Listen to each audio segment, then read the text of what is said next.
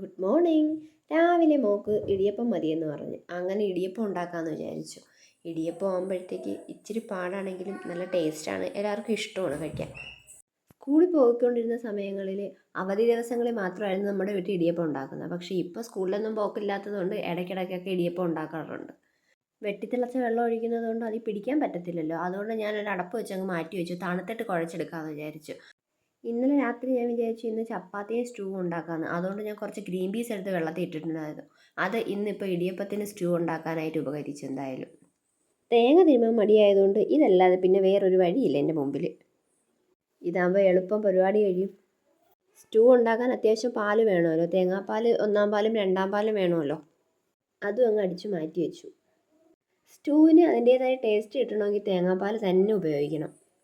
എൻ്റെ ഫേവറേറ്റ് കറികളിലൊന്നാണ് കേട്ടോ vegetable stew.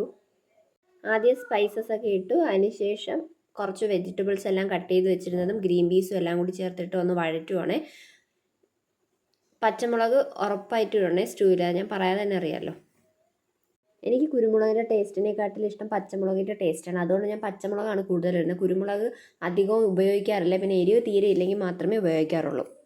Vegetables എല്ലാം മിക്സ് ആക്കിയിട്ട് രണ്ടാം പാൽ ഒഴിച്ചിട്ട് അതങ്ങ് കുക്കറിലോട്ട് മാറ്റി വെച്ചു. പിന്നെ ഇനി ഇടിയപ്പം ഉണ്ടാക്കാനായിട്ടുള്ള പരിപാടിയിലാണ്. ആദ്യം തട്ടെല്ലാം നന്നായിട്ട് എണ്ണ മെഴുകണം. ഇല്ലാന്നുണ്ടെങ്കിൽ പിന്നെ ഇളകി വരുമ്പോഴത്തേക്കും പകുതി ഇടിയപ്പം അതിനകത്തിരിക്കും. അതുകൊണ്ട് എണ്ണ മെഴുകിയിട്ടേ ഞാൻ ഇന്ന് ഇടിയപ്പം ഉണ്ടാക്കാറുള്ളൂ. ഇടിയപ്പത്തിന് മാവ് കുഴയ്ക്കുമ്പോൾ തേങ്ങാപ്പാൽ കൂടി ഒഴിച്ചാൽ കുറച്ചുകൂടി ടേസ്റ്റ് ആയിരിക്കും. രാവിലെ ഇതൊക്കെ ചെയ്യാൻ പാടല്ലേ, അതുകൊണ്ട് ഞാൻ തേങ്ങാപ്പാലൊക്കെ അങ്ങ് അവോയ്ഡ് ചെയ്തിട്ടാണ് ഇടിയപ്പം ഉണ്ടാക്കുന്നത്. പിന്നെ സാധാരണ ഇടിയപ്പം ഉണ്ടാക്കുമ്പോൾ ഇടിയപ്പം തട്ടിലായിട്ട് തേങ്ങ ചിരണ്ടി ഇടുമല്ലോ. ഞാനതിടാത്തത് ഇവിടെ ആർക്കും താല്പര്യം ഇല്ലാത്തതുകൊണ്ടാണ് കേട്ടോ. അങ്ങനെ കിടക്കുന്നത് ആർക്കും ഇഷ്ടമല്ലാഞ്ഞിട്ടാണ് ഇടാത്തത്. ഇടിയപ്പം കുഴയ്ക്കുന്നതിന് മുമ്പിട്ട് ഞാൻ വെള്ളം അടുപ്പിൽ വെച്ചിട്ടുണ്ടായിരുന്നു. അതുകൊണ്ട് പ്രസ് ചെയ്തപ്പോഴത്തേക്ക് പിന്നെ എനിക്ക് ഡയറക്റ്റ് അങ്ങ് അടുപ്പിൽ വെക്കാമായിരുന്നു. കാരണം വെള്ളം നന്നായിട്ട് തിളച്ച് ആവി ഒന്നിരിക്കുമായിരുന്നു. ഇടിയപ്പം തട്ടിൽ ഇടിയപ്പം റെഡിയാക്കിയിട്ട് പിന്നെ വെള്ളം വെച്ച് സ്റ്റീം ചെയ്തെടുക്കുന്നതിനെക്കാട്ടിലും എളുപ്പമാണ് നമ്മൾ ആദ്യമേ വെള്ളം സ്റ്റീം ചെയ്യാൻ വെച്ചതിന് ശേഷം ഇടിയപ്പം പ്രസ് ചെയ്തിട്ട് അപ്പോഴത്തേക്കും ആ ഒരു സമയം കൊണ്ട് വെള്ളം എന്തായാലും തിളച്ച് വരുമല്ലോ. അതിലേക്ക് ഈ ഇടിയപ്പം തട്ട് വെക്കുകയാണെന്നുണ്ടെങ്കിൽ പെട്ടെന്ന് തന്നെ നമുക്ക് ഇടിയപ്പം റെഡിയാക്കി എടുക്കാം. ഇതൊരുവിധം എല്ലാവർക്കും അറിയാവുന്നൊരു കാര്യമായിരിക്കും. എങ്കിലും അറിയാത്ത ആരെങ്കിലും ഉണ്ടെങ്കിൽ പെട്ടെന്ന് ഞാൻ ഒന്ന് ഓർക്കാൻ വേണ്ടി പറഞ്ഞു തന്നേ ഉള്ളൂ. പുതിയതായി കിച്ചണിൽ കയറുന്നവർക്കെങ്കിലും ഇത് ഉപകരിക്കും. അപ്പോഴേക്കും കുക്കറിൻ്റെ ആവിയൊക്കെ പോയിട്ട് തുറക്കാൻ പാകത്തിനായിട്ടുണ്ടായിരുന്നു. അത് തുറന്നതിന് ശേഷം ഒന്നാം പാലും കൂടെ ഒഴിച്ച് മിക്സാക്കി പാകത്തിന് വറ്റിച്ച് തിളപ്പിച്ചെടുക്കണം കേട്ടോ. അതിനുശേഷം ഞങ്ങൾ ബ്രേക്ക്ഫാസ്റ്റ് കഴിക്കാനായിട്ടിരുന്നു. ബ്രേക്ക്ഫാസ്റ്റ് വിളമ്പുന്നതിന് മുമ്പിട്ടേ മോളെ വിളി തുടങ്ങിയതാണ്. ബ്രേക്ക്ഫാസ്റ്റ് ഞാൻ കഴിച്ചു കഴിഞ്ഞാലും അവൾ വരത്തില്ല. എന്നും ഇതാ പരിപാടി. പിന്നെ ഞാൻ കഴിച്ചിട്ട് അവസാനം വാരി കൊടുക്കുകയാണ് ചെയ്യുന്നത്. എങ്കിലേ എന്തെങ്കിലും വയറ്റിലോട്ട് ചെല്ലത്തുള്ളൂ. ഇടയ്ക്കൊക്കെ കഴിക്കണമെന്ന് തോന്നുന്ന സമയങ്ങളാണെന്നുണ്ടെങ്കിൽ ഒറ്റയ്ക്ക് ഇന്ന് കഴിച്ചോളും. ഇല്ലയെന്നുണ്ടെങ്കിൽ ഞാൻ വാരി കൊടുത്താലേ കഴിക്കത്തുള്ളൂ. പിന്നെ ഫോണൊന്നും ഉണ്ടോയെന്നുണ്ടെങ്കിലും കഴിക്കാൻ ബുദ്ധിമുട്ടൊന്നുമില്ല, വാ തുറന്നു വന്നോളും. എപ്പോഴും ഫോൺ കൊടുത്ത് നമുക്ക് ഫുഡ് കൊടുക്കാൻ പറ്റത്തില്ലല്ലോ. നാളെ കുടുംബക്ഷേത്രത്തിൽ പൊങ്കാല ഉള്ളതുകൊണ്ട് ഇന്നിവിടെ എല്ലാവർക്കും വ്രതമാണ്. അതുകൊണ്ട് വെജിറ്റബിൾ ബിരിയാണി വയ്ക്കാമെന്നായിരുന്നു. അതിനായിട്ട് പച്ചക്കറികളെല്ലാം അരിഞ്ഞെടുത്ത് കേട്ടോ. പിന്നെ ബിരിയാണി റൈസ് വെക്കാനായിട്ട് ഒരു പാത്രത്തിൽ എണ്ണ ഒഴിച്ചിട്ട് സ്പൈസസ് ഒക്കെ ഇട്ടു. അതിനുശേഷം സവാളയും അരിഞ്ഞു വെച്ചിരിക്കുന്ന വെജിറ്റബിൾസും ഒക്കെ ഇട്ട് റെഡിയാക്കിയിട്ടുണ്ട്. പിന്നെ ഗ്രീൻ പീസും ഉണ്ടായിരുന്നു, അതും എടുത്തിട്ടു. ഈ ഗ്രീൻ പീസ് ഞാൻ തലേന്ന് കുതിർത്ത് വെച്ചതാണ്, സ്റ്റൂവിന് എടുത്തതിൻ്റെ ബാക്കിയാണ് കേട്ടോ ഉപയോഗിച്ചത്. പിന്നെ ഇതിൻ്റെ ഇടയിൽ ഇഞ്ചി വെളുത്തുള്ളി പേസ്റ്റും ഇട്ട് കൊടുത്തായിരുന്നു. പിന്നെ മസാലകളും ഇട്ട് കൊടുത്തു. നന്നായിട്ട് വഴറ്റിയിട്ട് തൈരും ഒഴിച്ചു കൊടുത്തു. പിന്നെ അതൊന്ന് അടച്ച് വെച്ച് കുറച്ച് വെള്ളം ഒഴിച്ചൊന്ന് വേവിച്ചെടുത്തതിന് ശേഷമാണ് പിന്നെ ഞാൻ റൈസ് ഇട്ട് കൊടുക്കുന്നത്. റൈസ് ഇട്ടിട്ട് പിന്നെ ആവശ്യത്തിന് വെള്ളം, റൈസ് വേവാനുള്ള വെള്ളവും കൂടി വെച്ച് കൊടുക്കുന്നുണ്ടേ. ഞാനിവിടെ കൈമ അരിയാണ് എടുക്കുന്നത്. കൈമയ്ക്കെന്ന് പറഞ്ഞാൽ ഒരു പ്രത്യേക സ്മെല്ലാണല്ലോ, അതുകൊണ്ട് കൈമയാണ് ഇവിടെ കൂടുതലും മേടിക്കുന്നത്. ബിരിയാണിയിൽ അത്ര വലിയ എക്സ്പേർട്ടൊന്നും അല്ല, എങ്കിലും ഇതുവരെയും വെച്ച് ബിരിയാണികളൊന്നും ഫ്ലോപ്പായിട്ടില്ല. ബിരിയാണി എന്ന് പറയുമ്പം എൻ്റെ അനിയത്തിക്കും കുഞ്ഞൂസിനും ഭയങ്കര ഇഷ്ടമാണ്. അത് വെക്കുന്ന ദിവസങ്ങളിലൊക്കെ അവർ അടുക്കളയ്ക്ക് ചുറ്റും കറങ്ങി നടപ്പുണ്ടായിരിക്കും. അരി വേവുന്ന സമയം കൊണ്ട് സലാഡും അങ്ങ് റെഡിയാക്കി. സലാഡിന് പച്ചമുളകും തക്കാളിയും അതുപോലെ സവാളയും മാത്രമേ ഇടുന്നുള്ളൂ, വേറൊന്നും ചേർക്കുന്നില്ല.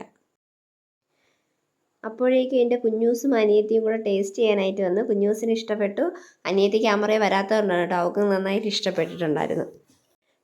ബിരിയാണി ആണെങ്കിൽ പിന്നെ പപ്പടം വേണമല്ലോ, അങ്ങനെ കുറച്ച് പപ്പടം കൂടെ അങ്ങ് പൊള്ളിച്ചെടുത്തു. അതിനുശേഷം സെർവ് ചെയ്യാനായിട്ട് പോവുകയാണ് കേട്ടോ. ഏകദേശം 1 മണിയാവാറായിട്ടുണ്ടായിരുന്നു. എന്നിട്ട് ഞാനും അമ്മയും അനിയത്തിയും കുഞ്ഞുവാവ എല്ലാവരും കൂടെ ഞാൻ കഴിച്ചു. ഞങ്ങൾ കഴിച്ച് തീരാറാകുമ്പോഴത്തേക്ക് കുഞ്ഞൂസ് എത്തുന്നത്. അവൾക്ക് വെള്ളം ഞാൻ എടുത്തുകൊണ്ട് വെച്ചിട്ടുണ്ടെങ്കിൽ പോലും പിന്നെ അടുക്കളയിൽ പോയി സ്വന്തമായിട്ട് പോയി വെള്ളമൊക്കെ എടുത്തുകൊണ്ട് വരണം. എന്നിട്ട് എൻ്റെ പ്ലേറ്റിൽ ഇരുന്ന് കുറച്ച് പപ്പടമൊക്കെ എനിക്ക് തന്നെ എടുത്ത് വായി വെച്ച് തരുവാണ്. ഫുഡൊക്കെ കഴിച്ച് മോളെ ഉറക്കിയിട്ട് ഞാനൊരു ചെറിയ ഷോപ്പിങ്ങിന് വേണ്ടി പോകാൻ ഇറങ്ങുവാണ്. മോളെ കൊണ്ടുപോകാത്ത ഈ ഭയങ്കര വെയിലായതുകൊണ്ടാണ്. പിന്നെ കൊണ്ടുപോയാൽ ഒരു സ്ഥലത്തും അലാങ്ങി നിൽക്കത്തുമില്ല. അപ്പോൾ പിന്നെ എനിക്ക് സ്വാതന്ത്ര്യമായിട്ട് കടയിൽ നിന്നൊന്നും ഷോപ്പ് ചെയ്യാനും പറ്റത്തില്ല. അതുകൊണ്ട് മനഃപൂർവ്വം ഉറക്കിയിട്ട് ഞാൻ പോവുക. നല്ല വെയിലുണ്ട് കേട്ടോ. എന്തായാലും പോയല്ലേ പറ്റത്തുള്ളൂ. ഉറങ്ങി എഴുന്നേറ്റ് ഉടനെ എന്നെ വിളിക്കും കേട്ടോ. വിളിച്ചിട്ട് കുറേ ലിസ്റ്റിന് തരും. അത് മേടിക്കണം ഇത് മേടിക്കണം എന്നും പറഞ്ഞു. പിന്നെ അത് മേടിച്ചിട്ട് എനിക്ക് വീട്ടിൽ കയറാൻ പറ്റത്തുള്ളൂ.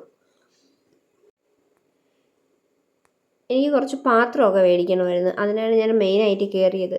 പിന്നെ എനിക്കൊരു ഓയിൽ ക്യാൻ വേണമായിരുന്നു. അപ്പോൾ അത് നന്നായിട്ട് വെയിറ്റും ഉണ്ട്, നല്ലവണ്ണം പൊട്ടും. അങ്ങനെ മേടിക്കുകയാണെന്നുണ്ടെങ്കിൽ എന്തായാലും ഇവിടെ വരുമ്പോൾ കുഞ്ഞൂസ് ഒരു തവണ എടുത്താൽ മതി. പിന്നെ ആ ഓയിൽ ക്യാൻ യൂസ് ചെയ്യാൻ പറ്റത്തില്ല, തവിട് പൊടിയാവും. അതുകൊണ്ട് ഞാനത് എടുത്തില്ല. അപ്പോഴേക്കും എന്നെ വിളിച്ചിട്ട് പറഞ്ഞു മേക്കപ്പ് ബോക്സ് വേണമെന്ന് പറഞ്ഞു. അങ്ങനെ പിന്നെ ഒരു കൊച്ചു മേക്കപ്പ് ബോക്സ് നോക്കുവാണ്. പിന്നെ കുപ്പിവളയും വേണമെന്ന് പറഞ്ഞു. കുപ്പിവള അവിടെ മൊത്തം നോക്കിയിട്ട് അളവ് കിട്ടിയില്ല. അങ്ങനെ കുപ്പിവള എന്തായാലും മേടിച്ചില്ല.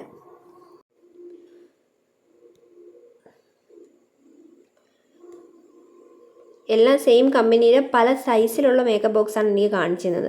പിന്നെ ഏത് നോക്കിയിട്ട് കാര്യമില്ല, ഒരേ കമ്പനിയാണല്ലോ. അപ്പോൾ പിന്നെ ഞാൻ അതിൽ നിന്ന് ഒരെണ്ണം എടുത്തുകൊണ്ട് ഇറങ്ങി ബില്ലടിക്കാൻ ചെന്നപ്പോഴത്തേക്കാണ് ഞാൻ അവിടെ മഷ്റൂം ഇരിക്കുന്നത് കണ്ടത്. എൻ്റെ ഫേവറേറ്റ് ഫുഡിലൊന്നാണ് മഷ്റൂം. അങ്ങനെ ഞാനൊരു പാക്കറ്റ് മഷ്റൂമും മേടിച്ചു. പിന്നെ അവിടെ നല്ല കഫ്താൻ ഉണ്ടായിരുന്നു. അങ്ങനെ അതിൽ നിന്നൊരു കഫ്താൻ എടുത്തു. അപ്പോൾ അവിടെ ബില്ലടിക്കാൻ നിൽക്കുന്ന ചേച്ചിമാർ പറഞ്ഞു, അയ്യോ ഇത് നല്ല കഫ്താനായിരുന്നല്ലോ, ഞങ്ങൾക്ക് ഇത് എടുക്കാനുള്ളതായിരുന്നു എന്ന് പറഞ്ഞു. ഞാൻ പറഞ്ഞു ഇത്രയും ദിവസം ഇവിടെ കിടക്കില്ലേ, നിങ്ങൾക്ക് വേണ്ടായിരുന്നോ എന്ന് ചോദിച്ചു. അതാ ഈ പറഞ്ഞ് ചിരിക്കുന്നത്.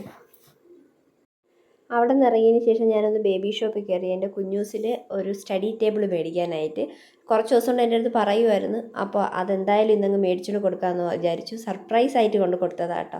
ഉറങ്ങി എഴുന്നേറ്റ് കണ്ണുമ്പൂത്തൊക്കെ ഇരിക്കുമായിരുന്നു. എങ്കിലും ഉറക്കപ്പാച്ചിലാണ് ഇപ്പോൾ ഇതൊക്കെ അങ്ങ് ഇഷ്ടപ്പെട്ടു. ആൾ വളരെ ഹാപ്പിയായി. അപ്പോൾ ഇത്രയേ ഉള്ളൂ ഇന്നത്തെ വീഡിയോ.